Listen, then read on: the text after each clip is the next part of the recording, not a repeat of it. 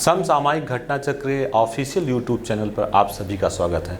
आज हम कंप्यूटर से रिलेटेड टॉपिक के बारे में पढ़ेंगे और समझेंगे। आज का टॉपिक है डिस्क ऑपरेटिंग सिस्टम।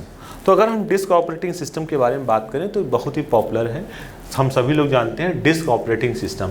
इसको शॉर्ट में डॉस भी बोलते हैं। क्या बोलते हैं? DOS, disk operating system. अगर हम शुरुआत में ऑपरेटिंग सिस्टम की बात करें तो यही ऑपरेटिंग सिस्टम यूज हुआ करता था। अगर हम वर्ष की बात करें तो 1981 में माइक्रोसॉफ्ट कॉरपोरेशन, इसने माइक्रोसॉफ्ट कॉरपोरेशन द्वारा विकसित डेवलप किया गया था। ठीक है। अगर MS डॉस की बात करें तो चूंकि MS मतलब माइक्रोसॉफ्ट, MS डॉस से पहले था IBM ने जब इसको डेवलप किया था तब इसका नाम था PC डॉस, लेकिन एक्चुअल में जो पॉपुलर हुआ वो MS डॉस ही पॉपुलर हुआ, या ज़्यादातर लोग जो डॉस का इस्तेमाल करना सीखा वो MS डॉस अर्थात माइक्रोसॉफ्ट डॉस के कारण ही सीखा। तो इसका संक्षिप्त रूप MS डॉस है। जैसा मैंने आपको बताया कि इसको शॉर्ट में क्या बोलते हैं? MS डॉस बोलते हैं। डॉस एक कैरेक्टर यूजर इंटरफेस है। डॉस क्या है? DOS is a character user interface operating system है। अब कैरेक्टर यूजर फेस की बात करते हैं। देखिए, यूजर यानी हम, कंप्यूटर से जुड़ने का जो माध्यम है, दो माध्यम है। या हम कोई कमांड दें, कमांड मतलब कैरेक्टर, या ग्राफिकली हम उसको जैसे विंडोज़ में इस्तेमाल करते हैं। तो शुरुआत में क्या होता था, कंप्यूटर से को कोई भी कमांड देना होता था तो हम कोई भी कमांड देते थे और कमांड क्या करते थे? लिखते थे। तो इसीलिए इस शब्द को बोला गया कैरेक्टर यूजर। क्या बोला? Character user interface. तो डॉस क्या है? डॉस एक character user interface operating system है। आइए आगे देखते हैं। यह अपनी विशेषताओं, यानी हर ऑपरेटिंग सिस्टम की कोई ना कोई विशेषता होती है, कोई ना कोई कैरेक्टरिस्टिक होता है, के साथ साथ उपयोगकर्ता यूजर को नई सुविधा अर्थात फैसिलिटीज उपलब्ध करवाता है। ठीक, आगे देखते हैं। MS डॉस उपयोगकर्ता यूजर और हार्डवेयर एवं सॉफ्टवेयर के मध्य परस्पर संबंध स्थापित करता है। यानी अगर ऑपरेटिंग सिस्टम की बात करें, यूजर और कंप्यूटर के बीच में एक रिलेशनशिप एस्टेब्लिश करता है। आगे देखते हैं। जिससे उपयोगकर्ता यूजर द्वारा कंप्यूटर को आसानी से संचालित या ऑपरेट किया सकता है। आगे हम बात कर रहे हैं। MS डॉस में निर्देश कमांड कीबोर्ड के माध्यम से दिया जाता है। बिल्कुल सही बात है। जो अगर हम कंप्यूटर में कुछ लिखेंगे तो किसके माध्यम से? कीबोर्ड के माध्यम से। अब यहाँ बात कर रहे हैं कि परस्पर संबंध स्थापित करने। तो हमने कई बार अपने स्टूडेंट को हम ये एग्जाम्पल देते हैं, जब आप होटल में खाना खाने जाते हैं या किसी रेस्टोरेंट में खाना खाते हैं तो कौन कुक और आप यानी कस्टमर के बीच में रिलेशनशिप एस्टेब्लिश करता है? वो होते हैं वेटर। वेटर काम क्या होता है? वेटर आपके पास आता है, मेनू देता है, कहता सर बताइए कि आप क्या लंच या डिनर लेंगे। आप बताते हो मेनू सेलेक्ट करके हमें ये आइटम चाहिए, और वो फिर वेटर क्या करता है? कुक के पास आता है और कुक से बताता है कि जो कस्टमर आए हैं उनको ये आइटम चाहिए। सेम काम यहाँ पर ऑपरेटिंग सिस्टम काम करता है। ऑपरेटिंग सिस्टम यूजर से पूछता है क्या काम करना है, हम कमांड बताते हैं कि हमें ये, हमने कहा कि क्लोज, तो क्लोज हमें करना, तो हमने क्लोज लिखा। अगर हम एक सिंपल से डॉस का काम बात करें, MKDIR या MD की बात करें, तो अब हमने लिख दिया कि मेक डायरेक्टरी, डायरेक्टरी बनाना है। बनाएगा कौन? ऑपरेटिंग सिस्टम उसको लेकर सिस्टम के पास जाएगा, यानी जो उसको क्रिएट करेगा। तो यानी ऑपरेटिंग सिस्टम का काम क्या होता है? यूजर यानी हमें और किसको जोड़ता है? कंप्यूटर से। तो यूजर को कंप्यूटर से जोड़ने का काम किसका है? MS डॉस का है। यहाँ पे डॉस से मतलब है ऑपरेटिंग सिस्टम। ऑपरेटिंग सिस्टम कुछ भी, कोई भी हो सकता है। चूंकि यहाँ MS डॉस की बात कर रहे हैं इसलिए हम उससे रिलेटेड बात करें। तो जब कमांड देंगे, कमांड किसके माध्यम से? कीबोर्ड के माध्यम से देंगे। ठीक, आइए अब आगे देखते हैं। अब डॉस कर्नल की बात होती है। डॉस कर्नल क्या है समझिए। कर्नल एक प्रोग्राम है। अगर हम कर्नल की बात करें तो कर्नल क्या है? कर्नल एक प्रोग्राम है। ये प्रोग्राम करता क्या है? जो किसी भी ऑपरेटिंग सिस्टम का मध्य भाग, सेंट्रल पार्ट होता है। यानी अगर हम कर्नल की बात करें तो कर्नल क्या होता है? ये लगभग हर ऑपरेटिंग सिस्टम में होता है और उसका ये सेंट्रल पार्ट होता है। आगे बात करते हैं। कंप्यूटर को चालू स्टार्ट करने की स्थिति में सबसे पहले कर्नल तथा उसके बाद ऑपरेटिंग सिस्टम स्मृति मेमोरी में लोड होता है। यानी सबसे पहले अगर हम बात करें, स्मृति में लोड होता है। यह कंप्यूटर के हार्डवेयर जैसे मेमोरी, CPU तथा इनपुट आउटपुट युक्तियों को एप्लीकेशन, सॉफ्टवेयर से जोड़ता है। हम सभी लोग जानते हैं कंप्यूटर में कंप्यूटर में सॉफ्टवेयर दो प्रकार के होते हैं, एक होता है एप्लीकेशन सॉफ्टवेयर, दूसरा होता है सिस्टम सॉफ्टवेयर। तो जो ऑपरेटिंग सिस्टम होता है वो सिस्टम सॉफ्टवेयर होता है। अब एप्लीकेशन जैसे हमें MS वर्ड में काम करना है, हमें पर्टिकुलर फोटोशॉप पे काम करना है, पेज मेकर पे काम करना है, कोरेड्रा पे काम करना है, तो ये सब क्या है, ये सब एप्लीकेशन सॉफ्टवेयर है। लेकिन ये अगर MS वर्ड है या फोटोशॉप है या पेज मेकर है, हम अगर फोटोशॉप इंस्टॉल करना चाहें तो जब तक उसके अंदर कोई ऑपरेटिंग सिस्टम नहीं होगा हम फोटोशॉप या एडोब पेज मेकर को इंस्टॉल नहीं कर सकते। ठीक है, तो ये कर्नल क्या है, कर्नल एक प्रोग्राम है, यानी ऑपरेटिंग सिस्टम का सेंट्रल पार्ट होता है, और यह ऑपरेटिंग में लोड होता है, और लोड होने के बाद ये कंप्यूटर के हार्डवेयर जैसे memory, CPU, input output devices को एप्लीकेशन सॉफ्टवेयर से जोड़ता है। यानी जो एप्लीकेशन सॉफ्टवेयर है, जिसे हमने बताया MS वर्ड हो, एक्सेल हो, पावर पॉइंट हो या पेज मेकर हो, फोटोशॉप हो, तो ये कर्नल ही जोड़ता है। यानी अगर हम ऑपरेटिंग सिस्टम के मेन पार्ट की बात करें तो ऑपरेटिंग सिस्टम का मेन पार्ट जो होता है वो होता है कर्नल। अब आगे कर्नल कितने प्रकार के होते हैं, तो अगर हम बात करें कर्नल दो प्रकार के होते हैं, एक होता है मोनोलिथिक और दूसरा होता है माइक्रो कर्नल। ठीक है, तो एक है मोनोलिथिक कर्नल, दूसरा है माइक्रो कर्नल। ठीक, तो मोनोलिथिक कर्नल के बारे में बात करें तो मोनोलिथिक कर्नल में कई तरह की युक्तियां या डिवाइस ड्राइवर होते हैं। ठीक, आगे माइक्रो कर्नल की बात करें तो माइक्रो कर्नल में सिर्फ बेसिक फंक्शन होते हैं। ठीक है, माइक्रो मतलब छोटा है, हमको समझ में आ रहा है, तो एक आपका हो गया माइक्रो और दूसरा हो गया मोनोलिथिक। आइए आगे हम कर्नल के बारे में और देखते हैं। तो अगर एग्जाम में क्वेश्चन पूछा था कर्नल किसका पार्ट है, एक ऑब्जेक्टिव क्वेश्चन पूछा सकता है, तो आप बता सकते हो कर्नल ऑपरेटिंग सिस्टम का कोर पार्ट होता है। दूसरा क्वेश्चन पर बन सकता है कि कर्नल कितने प्रकार के होते हैं, तो हम बता सकते हैं कर्नल दो प्रकार के होते हैं, एक होता है मोनोलिथिक कर्नल और दूसरा होता है माइक्रो कर्नल। आगे देखते हैं। अब हम बात करते हैं MS-DOS के कुछ कमांड्स के बारे में। ये बहुत ही कॉमन है और अब उतना इस्तेमाल में नहीं होता, लेकिन अभी भी कंप्यूटर करप्ट हो जाए तब भी ये DOS के कमांड बड़े काम के कमांड हैं। आइए समझते हैं। पहला कमांड है dir कमांड। अगर हम dir कमांड dir का मतलब होता है डायरेक्टरी। ठीक है, तो जैसे कि आप विंडोज़ में फोल्डर होता है, सेम चीज़ DOS में उसका डायरेक्टरी बोलते हैं। अगर हम कहीं किसी लोकेशन पे C ड्राइव पे हैं और हमें ये चेक करना है कि उसमें कितने डायरेक्टरी या फाइल्स बने हुए, तो सिंपल से हम dir कमांड टाइप करेंगे। जैसे आप ऐसे रहता है, इसे बोलते हैं C प्रॉम्प्ट। क्या बोलते हैं? C prompt. C प्रॉम्प्ट में आप सिंपल गए dir लिख कर इसे आपने इंटर किया, तो जैसे dir लिख के आप इंटर करेंगे तो आप जो किस लोकेशन पर हैं, आप C पे हैं, तो C लोकेशन पे जितने भी फाइल्स या डायरेक्टरी होंगे वो सारे फाइल्स या डायरेक्टरी ये शो करने लगेगा। ठीक, आगे देखते हैं। तो यह कमांड डायरेक्टरी और उप डायरेक्टरी, अगर किसी डायरेक्टरी के अंदर और डायरेक्टरी हो तो उसको भी ये सूची प्रदर्शित करेगा, मतलब पूरा दिखा देगा। तो जैसे अगर हम फोल्डर में डबल क्लिक करते हैं तो फोल्डर के अंदर जो भी फोल्डर दिखने लगता है, सेम वही काम। अब चूंकि अब यहाँ पे तो हम क्लिक तो करेंगे नहीं, ये कैरेक्टर यूजर इंटरफेस है, तो यहाँ पे हम लिखेंगे। तो लिखने के लिए हमने क्या किया, dir। आगे बात करते हैं MD। MD का मतलब होता है मेक डायरेक्टरी। मेक डायरेक्टरी मतलब डायरेक्टरी बनाना। जैसे हमें विंडोज़ में फोल्डर बनाना होता है, तो फोल्डर बनाने के लिए राइट क्लिक करते हैं और वहाँ पर जाते हैं क्रिएट फोल्डर पर क्लिक करते हैं, फोल्डर बन जाता है।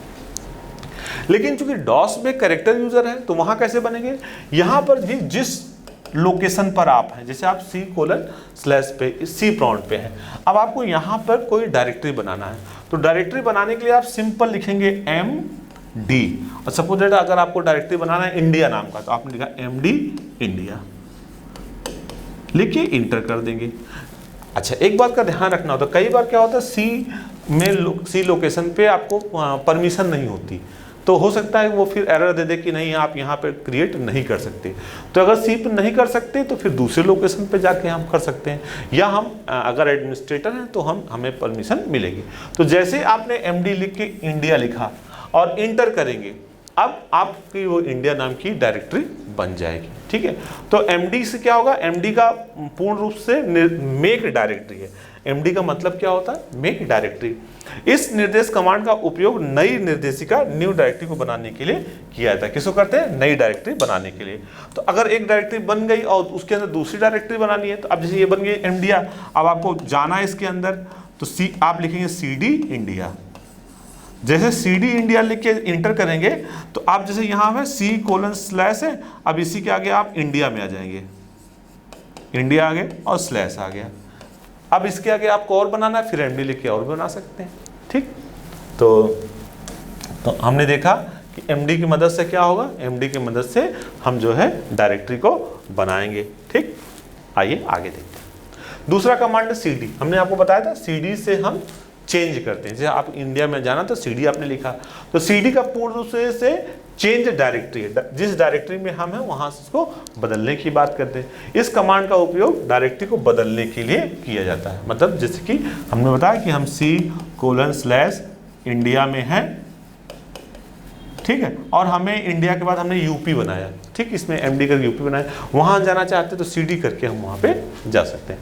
अच्छा, CD के साथ स्विचेस भी यूज होते हैं। CD के साथ हमने डॉट लगा दिया तो हम एक पीछे आ जाएंगे, CD लिख के हमने डायरेक्टरी के नाम लिख दिया तो हम डायरेक्टरी में चले जाएंगे। तो ये हो गया। ये अब आगे कमांड देखते हैं और क्या है। RD का मतलब होता है, अगर इसका फुल फॉर्म की बात करें तो RD का मतलब रिमूव करने के लिए, रिमूव डायरेक्टरी। RD का मतलब अगर हमारी डायरेक्टरी बन गई तो अब हमें अगर उसका यूज़ नहीं है, हमें डिलीट करना है, तो हम क्या कर सकते हैं, RD की मदद से उस डायरेक्टरी को रिमूव कर सकते हैं। ठीक है, तो इस निर्देश यानी कमांड का उपयोग डिस्क में पहले से बनी हुई निर्देशिका अर्थात डायरेक्टरी को रिमूव करने के लिए किया जाता है। ठीक, आगे देखते हैं CLS कमांड। CLS का मतलब होता है क्लियर स्क्रीन को क्लियर करना। तो CLS का पूर्ण रूप होता है क्लियर स्क्रीन। इस कमांड के द्वारा स्क्रीन को साफ क्लियर कर सकते हैं। ठीक है, क्लियर कमांड से हम स्क्रीन को क्या कर सकते हैं, क्लियर कर सकते हैं। तो जैसे कि अगर आप देखें, आप कमांड पे काम करेंगे तो पूरा स्क्रीन भर जाती है। अब आपको साफ करना है तो कोई, जैसे कि यहाँ तो मैं इरेजर से इरेज कर देता हूँ, तो वहाँ तो कोई इरेजर होता नहीं, तो वहाँ पे क्या करना पड़ेगा, आपको सिंपल कमांड लिखेंगे CLS, और CLS का मतलब क्या है, क्लियर स्क्रीन, यानी स्क्रीन को क्या करें, क्लियर करें। ठीक, अब आगे आता है CD। तो CD इस कमांड का प्रयोग डायरेक्टरी से बाहर जाने के लिए किया था। यहाँ पे CD के साथ साथ डॉट भी लगाएंगे, CD::, सिर्फ CD लिखेंगे, ठीक है, CD::, लिखेंगे तो हम एक स्टेप पीछे आ जाएंगे, और CD लिखेंगे और CD लिख के पर्टिकुलर डायरेक्टरी का नाम लिखेंगे तो हम उस डायरेक्टरी में चले जाएंगे। अब एक आता है टाइप कमांड। टाइप कमांड का क्या करता है, टाइप कमांड एक तरह से फाइल बनाने के लिए होता है। ठीक है, टाइप कमांड का काम होता है फाइल मेकिंग का, मतलब फाइल को मेक करना, बनाना है।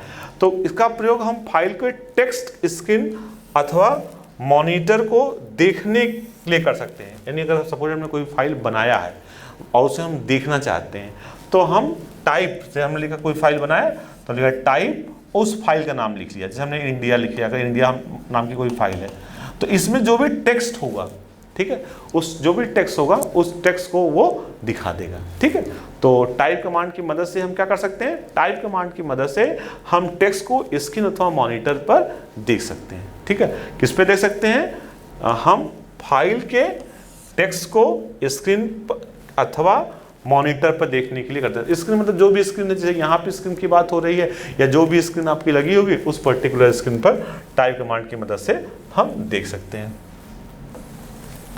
ठीक है, तो हमने कौन कौन से कमांड देख लिए, हमने CD कमांड देखा, हमने RD कमांड देखा, ठीक है, हमने MD कमांड देखा। अब आगे और देखते हैं। अब VER करते हैं, सपोज हमें वर्जन देखना है, हम ऐसे तो माई कंप्यूटर जाते हैं, राइट क्लिक करके प्रॉपर्टीज देख के वर्जन देख लेते हैं, लेकिन यहाँ पे देखने के लिए VER, इस निर्देश कमांड से हम सिस्टम में स्थित डिस्क ऑपरेटिंग सिस्टम का संस्करण यानी वर्जन को देख सकते हैं। अगर हम उसके वर्जन को देखना चाहें देख सकते हैं। कॉपी क्या है, फाइल बनाने के लिए होता है। ठीक, कॉपी कॉन की मदद से हम फाइल को बनाते हैं। लेकिन अब देखो, फाइल बनाना दो तरह का होता है। एक फाइल बनाना होता है आपका सिंपल, मतलब उसमें एडिट ना किया सके, तो वो ये कॉपी कॉन की मदद से होता है। और एक होता है एडिट कमांड से हम बनाते हैं, तो उसमें हम फाइल को अगर बदलना चाहें बदल भी सकते हैं। तो इस कमांड का प्रयोग फाइल को बनाने में किया जाता है। ठीक है, इस कमांड की मदद से हम फाइल को बनाते हैं। और किस प्रकार की फाइल को बनाते हैं, इस प्रकार की फाइल जिसमें हम एडिटिंग नहीं कर सकते, हम सिंपल लिखते जाएंगे, अगर कोई एडिटिंग हो तो एडिटिंग नहीं करेगा यह। दूसरा पाथ पाथ कमांड की मदद से हमें लोकेशन जानना है कि हियर निर्दिष्ट कमांड को डॉस को बताता है किस प्रोग्राम का पता लगाने के लिए। अगर हमें किसी जैसे कि अगर जावा जो प्रोग्राम रन कराते हैं तो अक्सर उनको पाथ सेट करना पड़ता है। कौन सा पाथ सेट करना है? जहाँ पर कंपाइलर की लोकेशन होती है। तो पाथ एक बड़ा इंपॉर्टेंट कमांड है, प्रोग्रामर्स के लिए काफ़ी यूजफुल है, हेल्पफुल है। ऐसे अगर वो पाथ सेट नहीं करते तब उनको क्या करना पड़ेगा? अगर पाथ सेट नहीं करेंगे तब उनको उस पर्टिकुलर लोकेशन पे जाकर प्रोग्राम को रन कराना पड़ता है। लेकिन अगर आपने पाथ सेट कर दिया तो आप कहीं भी रहिए और प्रोग्राम को आप रन करा सकते हैं। ठीक है, तो यह क्या करता है? डायरेक्टरी में खोजने के लिए, सर्च करने के लिए करता है कि प्रोग्राम पर्टिकुलर है कहाँ पे। तो अभी तो हमने डॉस के बारे में बात किया। डॉस मतलब आपका character user interface operating system. अब हम बात करेंगे विंडोज़ ऑपरेटिंग सिस्टम के बारे में। विंडोज़ हम सभी लोग जानते हैं ग्राफिकल यूजर इंटरफेस है, मतलब हम यहाँ पे टेक्स्ट नहीं, हम ग्राफिक्स, माउस, पाउंड और माउस की मदद से काम कर सकते हैं। तो विंडोज़ ऑपरेटिंग सिस्टम यानी graphical user interface operating system है पर आधारित बेस्ड है, अर्थात यह सूचना को प्रदर्शित करने के लिए ग्राफिक्स अथवा आइकन का प्रयोग करता है। हम सभी लोग जानते हैं ग्राफिक्स मतलब पिक्चर, इमेज, और ये आइकन का प्रयोग करते हैं। आगे बात करें विंडोज़ का पूरा नाम, ये देखिए बहुत लोगों को कम पता होता है। अगर हम विंडोज़ की बात करें, विंडोज़ का पूरा नाम है wide interactive network development for office work solution. Windows बहुत लोग नहीं जानते हैं, लेकिन फुल फॉर्म नहीं जानते होंगे। तो फुल फॉर्म है वाइड, ठीक है, इंटरएक्टिव, वाइड मतलब बड़ा, interactive network development for office work. ठीक है, किसके लिए? ऑफिस वर्क के लिए हम इसका इस्तेमाल करते हैं सोल्यूशन। मतलब पूरे विंडोज़ ऑपरेटिंग सिस्टम, देखिए इनका जो माइक्रोसॉफ्ट वालों ने टारगेट किया था ऑफिस को, इसलिए इनका नाम है MS ऑफिस। जो सबसे इनका पॉपुलर सॉफ्टवेयर है वो MS ऑफिस है, और जो सबसे पॉपुलर ऑपरेटिंग सिस्टम है वो विंडोज़ है। ठीक है, इनके सारे ऑपरेटिंग सिस्टम विंडोज़ के नाम से ही आते हैं। तो हम बात करते हैं विंडोज़ माइक्रोसॉफ्ट कंपनी द्वारा विकसित किया गया माइक्रोसॉफ्ट विंडोज़ का प्रथम संस्करण 1.0 है, और किस वर्ष आया था? 1985 में, 1985 में विंडोज़ 1 आया था, तथा इसे इंटरफेस मैनेजर के नाम से जाना जाता था। क्योंकि ये क्या था? ऑपरेटिंग सिस्टम इंटरफेस होता ही था, इसलिए इसे बोलते थे इंटरफेस मैनेजर। क्या बोलते थे इसे? इंटरफेस मैनेजर के नाम से हम इसे जानते थे। किसको जानते थे? माइक्रोसॉफ्ट के पहले विंडोज़ वर्जन को, जिसका नाम था विंडोज़ 1, और कब आया था ये? 1985 में, 1985 में। अब आगे देखते हैं विंडोज़ अगर अब बात करते हैं विंडोज़ 32 बिट और 64 बिट का मल्टीटास्किंग। अब बिट क्या है? अगर जो ऑपरेटिंग सिस्टम होता है जितने बिट का, जितने 32 बिट का है तो उतने बिट का वो एक बार में ट्रांसफर कर पाएगा। जैसे सपोजेट कि आप मेजरमेंट यूनिट ले लें, कोई 1 लीटर का बर्तन है तो एक बार में 1 लीटर के पानी या दूध को ट्रांसफ़र कर सकते हैं एक स्थान दूसरे स्थान पे। तो सेम वही चीज़ है कि अगर 32 बिट का है तो वो एक बार में 32 बिट के डेटा को ट्रांसफ़र कर सकता है, और 64 बिट का है तो 64 बिट के डेटा को वो ट्रांसफ़र कर सकता है। अब बात आते हैं मल्टीटास्किंग। मल्टीटास्किंग का मतलब क्या होता है? मल्टी मतलब काम, टास्क मतलब जैसे हम क्या है कि हम पिक्चर भी देख रहे हैं, खाना भी खा रहे हैं, कुछ पढ़ भी रहे हैं, एक साथ कई काम कर रहे हैं। तो आजकल तो कंप्यूटर करते ही हैं, हम देखते हैं कंप्यूटर टाइप भी करते हैं, कंप्यूटर गाना भी सुन रहे होते हैं, कहीं पिक्चर भी देख रहे होते हैं, और कंप्यूटर से प्रिंट आउट भी निकाल रहे होते हैं। तो आज का जो ऑपरेटिंग सिस्टम है ये मल्टीटास्किंग। ठीक, इसकी शुरुआत 1985 में MS-DOS पर रन करने वाले एक ऑपरेटिंग एनवायरनमेंट के रूप में हुआ था। अगर मतलब जो इंटरनल विंडोज़ की हम बात करें तो इंटरनल वो MS-DOS के ऊपर ही इसको डेवलप किया गया था। मतलब इंटरनल में अभी भी अगर आपके अंदर विंडोज़ है तो आप देखेंगे उस विंडोज़ के अंदर DOS रहेगा। सिंपली आप रन पे जाइए और वहाँ लिखती है कमांड या MS-DOS लिख देंगे तो वो DOS ऑपरेटिंग सिस्टम खुल जाता है।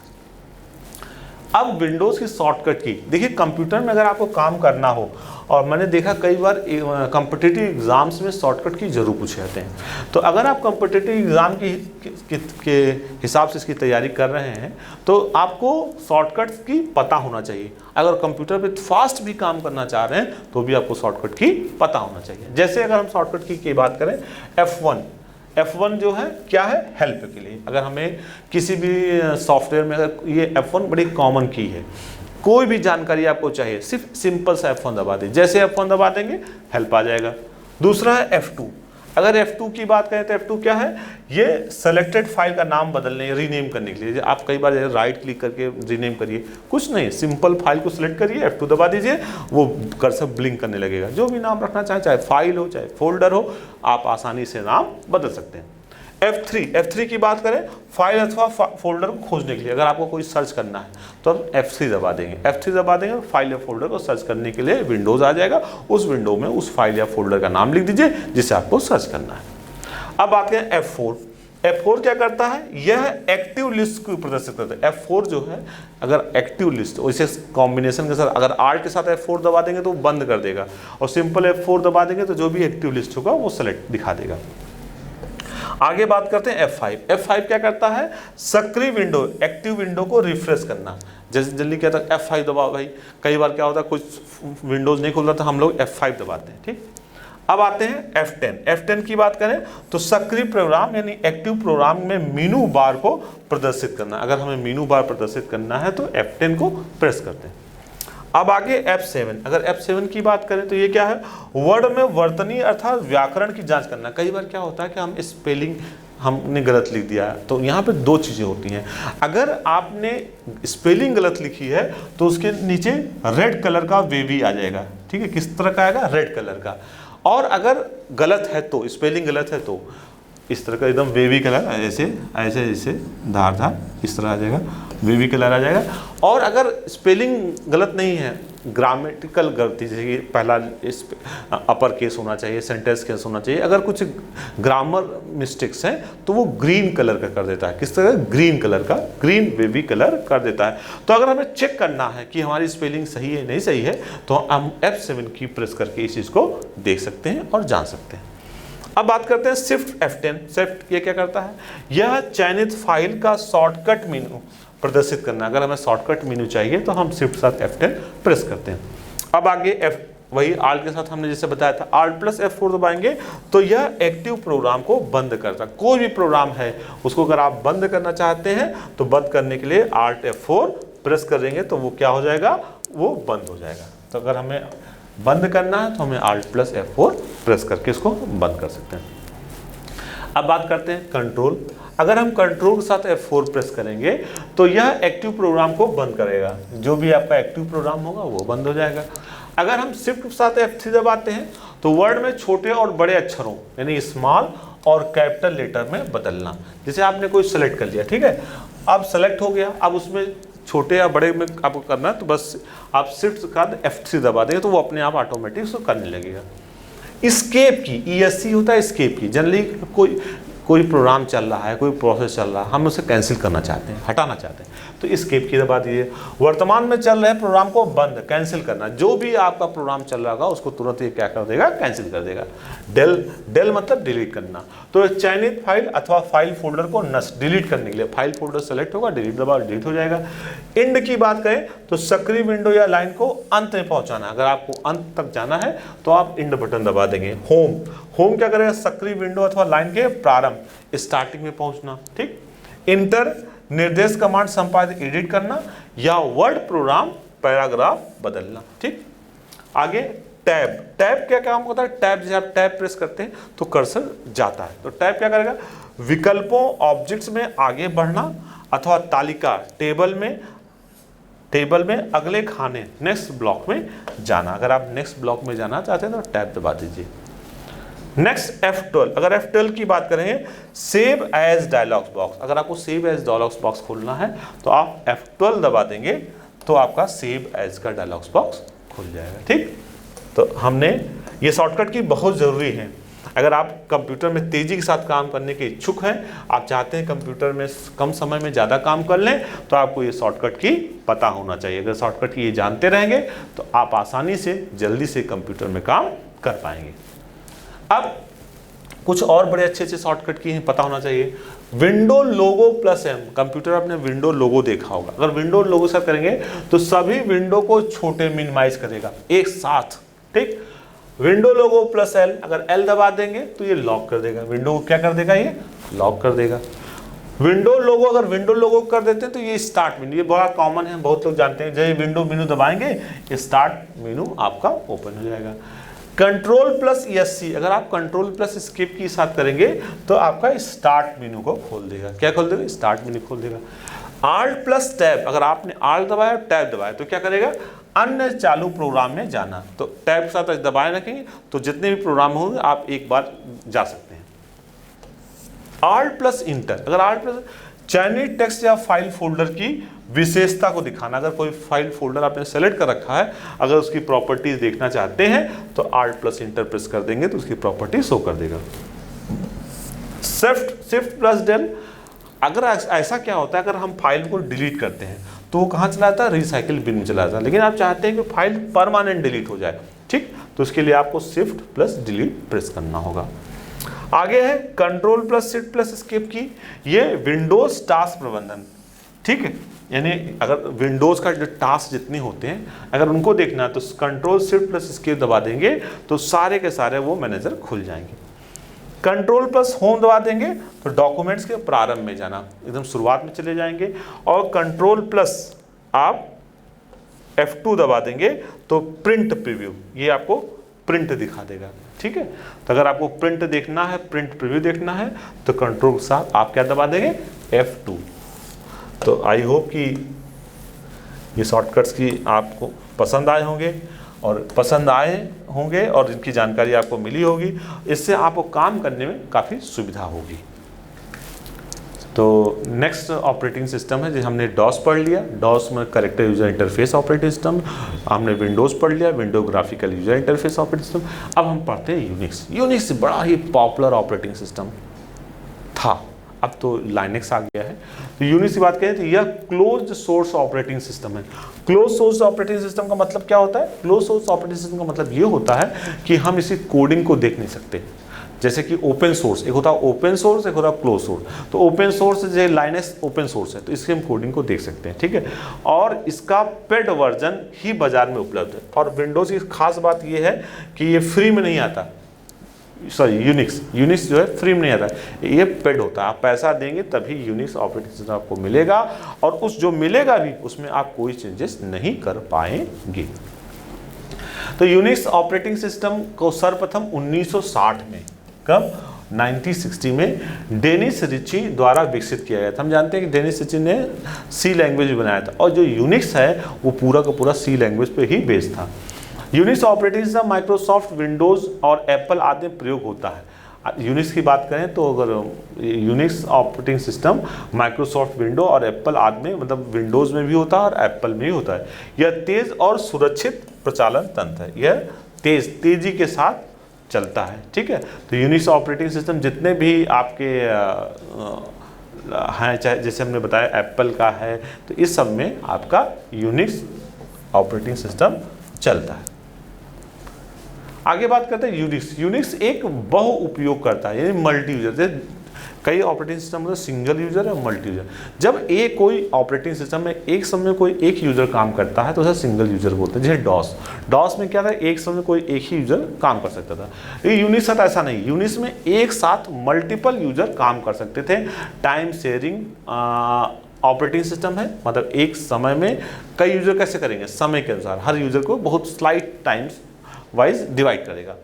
Unix PDP-11 program data processor computer के लिए बनाया गया था। यूनिक्स की अगर हम बात करें तो यूनिक्स जो है PDP-11 जो प्रोग्राम डेटा प्रोसेसर 11 एक कंप्यूटर का नाम है, उसके लिए खासकर ये बनाया गया था। मतलब शुरुआती कंप्यूटर के लिए यूनिक्स ऑपरेटिंग सिस्टम का इस्तेमाल किया जाता था। अब बात करते हैं लाइनेक्स जो कि इस समय रिसेंट में सबसे पॉपुलर है।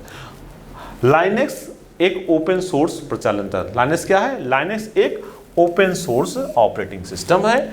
आगे बात करते हैं, लाइनेक्स का प्रयोग अधिकतर सर्वर की तरह किया जाता है। लाइनेक्स जितने भी बड़े बड़े सर्वर्स होंगे, जैसे हम इलाहाबाद की बात करें तो यहाँ पे MNIT है, IIIT है, यहाँ पे जितने भी सर्वर हैं मैं जानता हूँ ये सारे सर्वर लाइनेक्स पे बेस्ड हैं। और रेलवे डिपार्टमेंट आज भी जो है आपका जो रिजर्वेशन सिस्टम है वो लाइनेक्स में काम करता है। तो लाइनेक्स काफ़ी सिक्योर ऑपरेटिंग सिस्टम है, ठीक।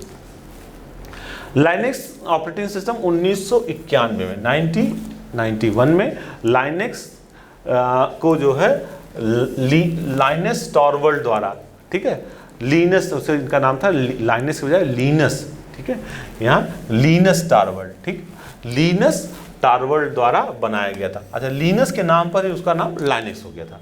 ओपन सोर्स होने के कारण इसका सोर्स कोड सभी के लिए खुला है। चूंकि ये ओपन सोर्स है तो ओपन सोर्स जिसकी कोडिंग है सभी के लिए खुला है, कोई भी देख सकता है और उसके अपने अनुसार चेंज भी कर सकता है, तथा इसे कोई भी अपने अनुसार बदल या चेंज कर सकता है। तो लाइनस की हम बात करें तो लाइनस को लीनस टॉरवल्ड ने कब बनाया था? 1991 में। अच्छा, इसकी बड़ी इंटरेस्टिंग स्टोरी भी है। ये जो लीनस टॉरवल्ड थे ये फिनलैंड यूनिवर्सिटी में पढ़ते थे। कहाँ पढ़ते थे? फिनलैंड यूनिवर्सिटी में। और जो उनके गुरु थे उनका नाम था एंड्रयू टेननबाउम। क्या नाम था? एंड्रयू टेननबाउम। किसके गुरु थे? लीनस टॉरवल्ड के। तो जब एंड्रयू टेननबाउम एक दिन क्लास ले रहे थे तो क्लास लेते लेते उन्होंने कहा कि भाई फ्री में ऑपरेटिंग सिस्टम होना चाहिए, लोगों के पास में होना चाहिए। तो जो इनके स्टूडेंट थे लीनस, किसके स्टूडेंट थे? एंड्रयू टेननबाउम के। कहाँ की बात हो रही है? फिनलैंड यूनिवर्सिटी की बात हो रही है। तो लीनस ने कहा कि सर क्या आपने ऐसा कुछ किया है? तो एंड्रयू टेननबाउम ने कहा हाँ, मैंने एक मिनिक्स बनाया है। मिनिक्स का मतलब है मिनिएचर यूनिक्स।